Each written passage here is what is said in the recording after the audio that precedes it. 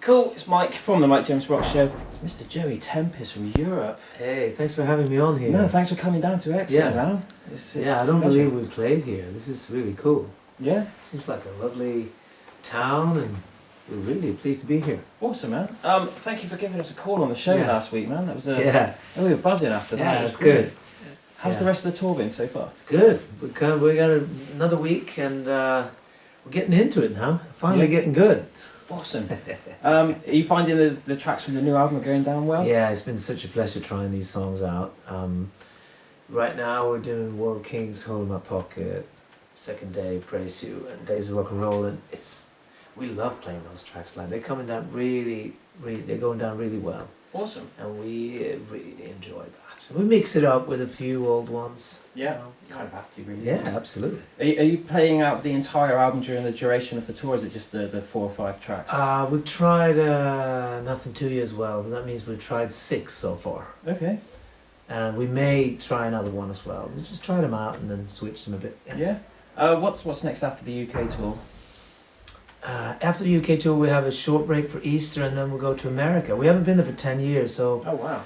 So we're doing some House of Blues, a few festivals. I believe Black Star Riders are with us on a few gigs there as well. So it's really a big thing for us to start working in America. They're not so used to our new albums, the last 5 albums. But so we'd like to go there and just have them enjoy those and mix in with the old ones. And yeah, it's going to be a pleasure going there. It's definitely a resurgence at the moment, isn't it? Yeah. It's hard rock stuff. Well, it's classic rock. I think people are realizing that we need that music that is the core of everything. You know, it's been a lot of overdubs and weird recording techniques the last 20 years, and we were part of that, you know. But drums, bass and guitar, basically, if you want to record it the best way, it was done in the late 70s and early 80s. That's when they really perfected how to record rock and roll. And then everybody went on this weird production journey, including us, you know, trying everything digital and everything. But now it's everybody's realizing, hang on, rock and roll should be the core thing. It should be the real thing. It could be recorded only like this, sometimes only with 3 mics on the drums, and just make the feeling talk, you know, and make the band talk. And for us, we can do these albums now after 1,000 shows, but when we were in the 80s, we did what we did because that's the only thing we could do. We were on that journey. But I think there's a big movement now in a lot of bands. The Black Star Riders in Europe, there are Rival Sons, of course. Oh, awesome bands. Yeah, there are also more sort of progressive bands like White Denim doing good stuff in America, and Jack White is really cool. He's pushing the boundaries, isn't he? He's just carrying the torch as well from the old techniques of recording and pushing them and keeping them, and he's doing a lot of stuff analog. We don't go that much analog. When we record, we can hit the digital domain in the end, but before that we have all these vintage effects and vintage compressors and everything to make that classic warm sound. So you can record digital, but you got to be clever about it. You got to get all those great mics and great, you know. Well, we've been doing the crewing in all your kit today, and I've noticed that you've still got the valve amps and the sure. Big wooden boxes. I was talking more about the studio, but but even when we're out, we try to bring the vintage stuff. Yeah. Okay. Do you record live, or do you record each instrument and element separately and then throw it into the mix afterwards? No, we record live and pick the best take, and then we sort of work on that a little bit, and then we move on. We got back to that with Kevin Shirley on Bag of Bones on the last album. Okay. And we said we're never going back to that thing about recording things separate. Because in the 80s and 90s, everybody did that, and it's like you do drums and bass first, and then those guys go home.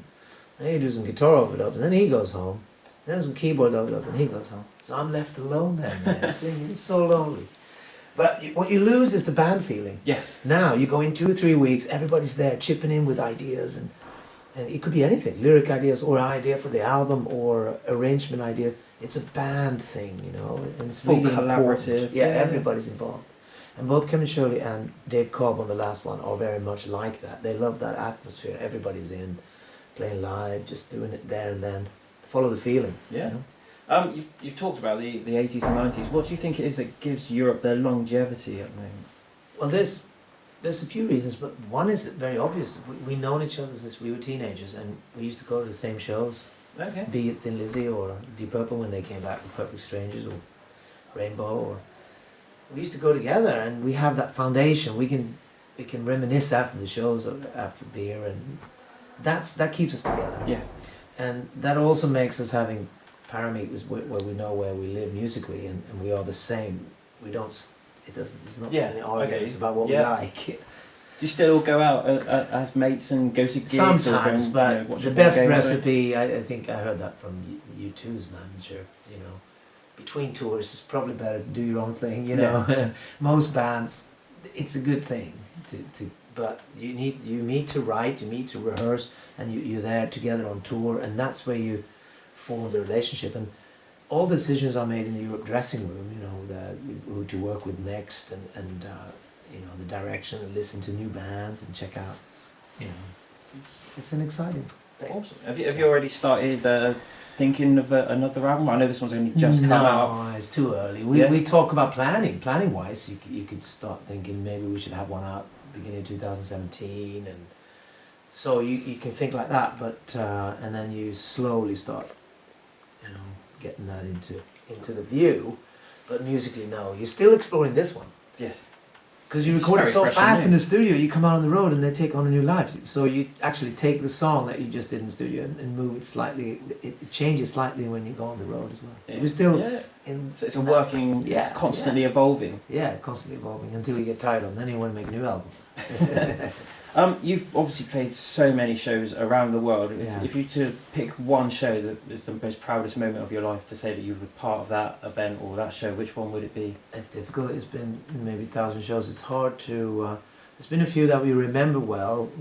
Tokyo Dome, beginning of '90s, I think it was, with Metallica and was it Tesla as well, and a few other bands. That was huge. It was a lot of fun. Download Festival was great to do. Yes. Hellfest, we remember those. These are great festivals. Sweden Rock Festival a few years ago, we headlined and did an anniversary show. That was amazing. 2.5 hours long, 28 songs. Wow. Scott Gorham came up and joined us on Jailbreak, and Michael Schenker came up and joined us on Lights Out. That was one of those big shows for us, and we filmed it for a DVD. So that's a very cool document to have for us. Is there any producers or artists that you'd like to work with that you haven't had the chance to at the moment? We always listen to songs, but we're working with the guy that we're most impressed with right now. That's Dave Cobb. Okay. So maybe we'll work with him again.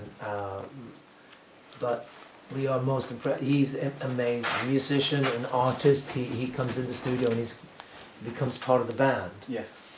And he's very talented when it comes to recording stuff as well. He's from the old school of recording drums with 3 mics. And I was telling him, you have to close mic everything just in case. I said to him, all right, I'll do that then.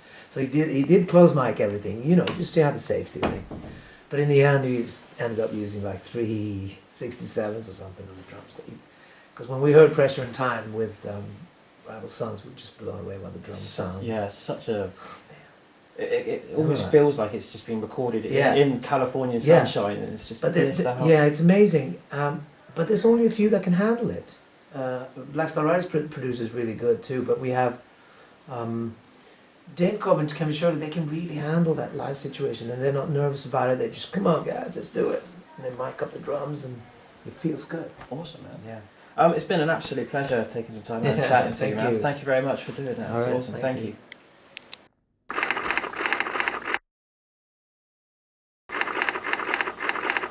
All right, this is Mike. We're at Takedown Festival. The headliners are here, Mallory Knox.